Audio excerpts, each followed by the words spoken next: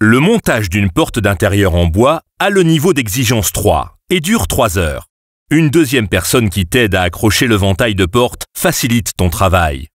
Chaque chapitre individuel. En premier lieu, tu dois prendre les mesures. Avec les données saisies, tu peux choisir la porte qui te convient. Il faut, en premier lieu, que tu prépares le cadre de la porte pour ensuite l'aligner exactement et le fixer. Ensuite, tu peux y accrocher le ventail de porte. Pour terminer, tu fixes les ferrures. Voici ce dont tu vas avoir besoin. De ton cadre de porte, de la porte en bois, d'une ferrure de porte et de la mousse de montage pour le cadre.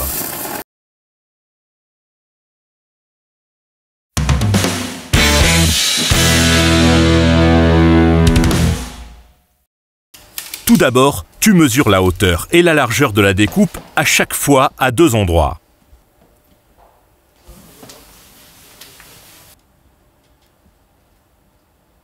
L'épaisseur du mur doit elle aussi être mesurée sur les 2 côtés de la baie de porte, à chaque fois en haut et en bas.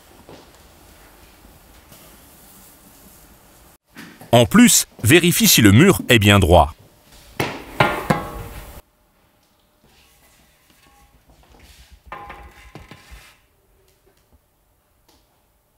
En effet, un mur pas bien droit influence la profondeur de cadre à choisir de la cote pour laquelle le mur n'est pas droit. Il faut dans tous les cas que la porte soit exactement montée à la verticale. Vérifie aussi la baie de porte, en haut et sur le côté. Et finalement, la surface du sol. Il est bien entendu préférable qu'elle soit bien plane. Elle ne doit en aucun cas être plus haute là où la porte va s'ouvrir et se fermer. Note soigneusement toutes les dimensions relevées. Ce formulaire, tu peux le télécharger sur le site web Hornbach. Dès maintenant, il faut que tu détermines le sens de butée. Dans notre exemple, il s'agit là d'un modèle DIN à droite. Ces indications te permettent de sélectionner la porte et le cadre qui te conviennent.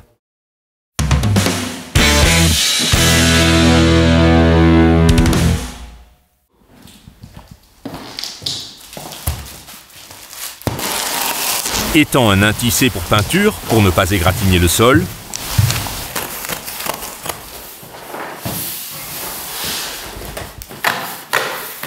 Pour ouvrir l'emballage, n'utilise pas de cutter, car tu risques d'endommager le cadre en incisant l'emballage.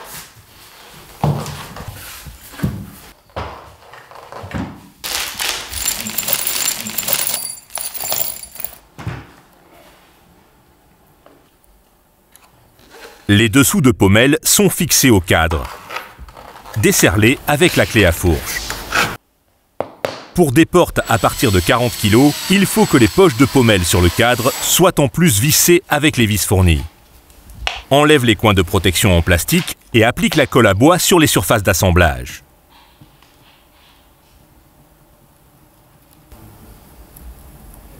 Ensuite, place la plaquette lamellaire et assemble l'élément transversal de cadre avec l'élément longitudinal. Maintenant, mets les étriers de serrage en place et visse-les avec un tournevis pour vis à fente. Ensuite, vérifie de nouveau si le coin s'est vraiment assemblé bien à fleur par serrage. Fixe les éléments avec des vis d'assemblage. C'est terminé.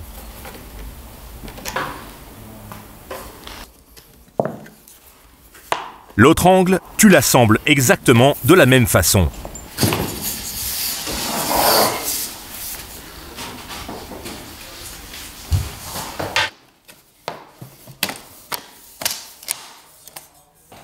Prépare le ventail de porte. Tu devrais également déjà préparer tous les outils dont tu vas avoir besoin pour le montage du cadre.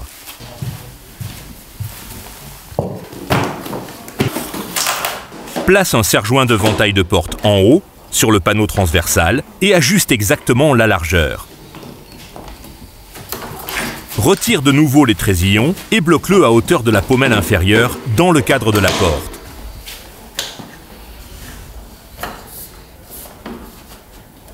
Le deuxième serre-joint de porte, tu le bloques fermement dans la zone du milieu du cadre.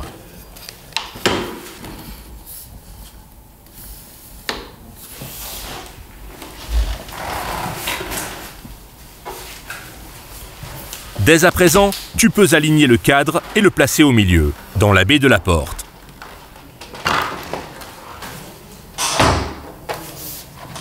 Pose les parties inférieures des pommelles.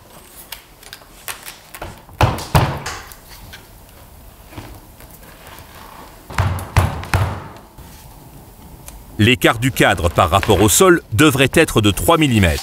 Tu peux l'ajuster avec des plaquettes inserrables. Les deux éclisses d'encadrement te permettent de fixer le cadre dans la baie de porte.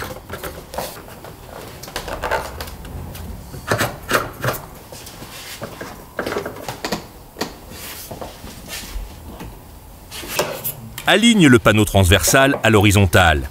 Si besoin est, tu vas devoir corriger en bas sur le panneau longitudinal. Ensuite, vérifie de nouveau, par mesure de sécurité, le panneau longitudinal en te servant de ton niveau à bulle. Dès que tout est bien d'aplomb, tu dois définitivement fixer le cadre contre les éclisses. Au lieu des serre-joints de porte montrés ici, tu peux également en utiliser 3 simples et des cales en bois pour le montage. Commence à caler en haut sur le panneau transversal.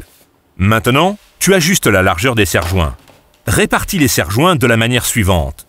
En bas, à hauteur de la pommelle inférieure, au milieu, à hauteur de la tôle de porte, et en haut, à hauteur de la pommelle supérieure.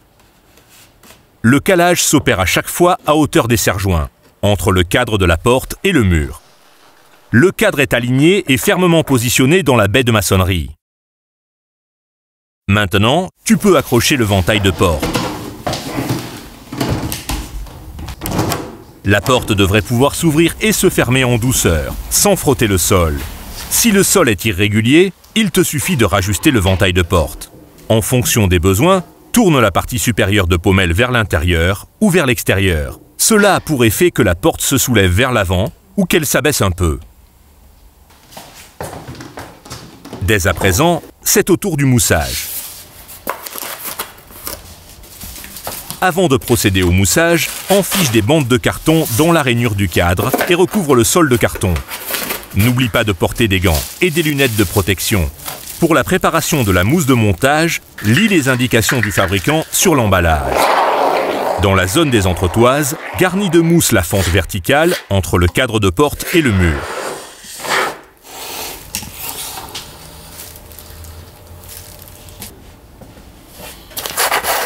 Une fois que la mousse a pris, tu peux extraire les bandes de carton et couper l'excédent de colle de montage au cutter.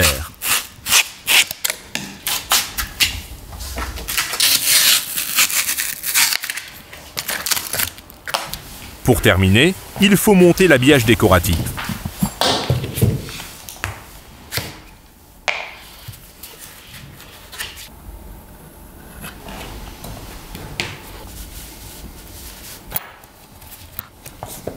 Applique la colle à bois dans la rainure du cadre et enfiche-y son habillage.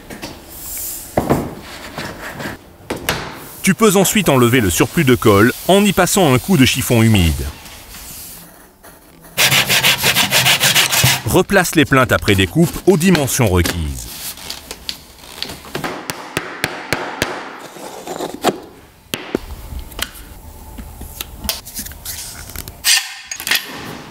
Injecte du silicone entre le cadre et le sol pour obtenir une finition impeccable.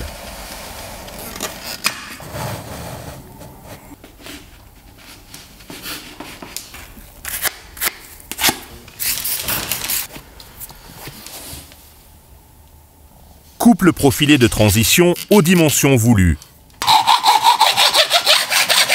et mets-le en place.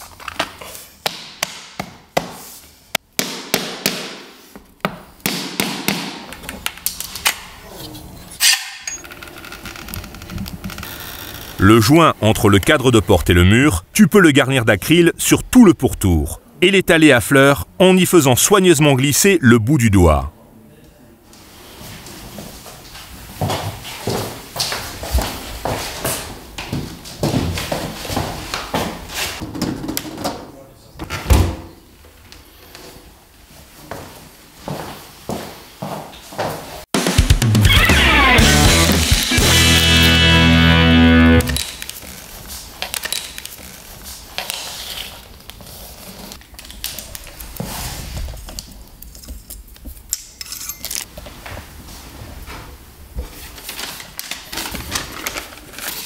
Découpe le gabarit aux dimensions appropriées et fixe-le à la serrure à l'emplacement souhaité.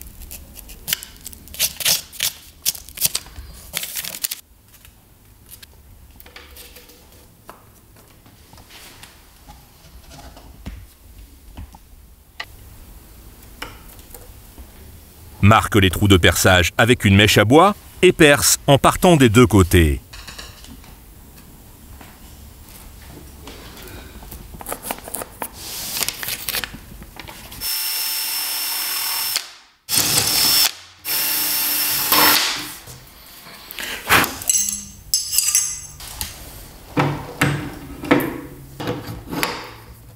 Montage des pièces de rosace.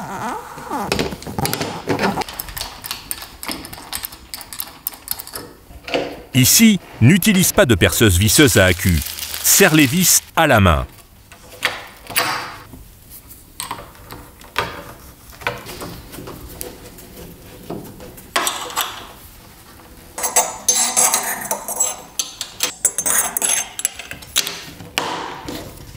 Fixe les poignées de porte avec des vis sans fin. Enlève la cale. Teste de nouveau le bon fonctionnement de la porte.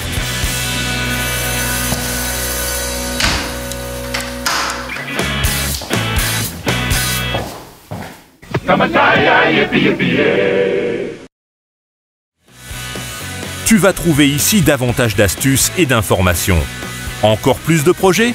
Abonne-toi dès maintenant à Hornbach pour ne plus rien manquer. Alors, jusqu'au prochain projet de l'atelier Brico Hornbach.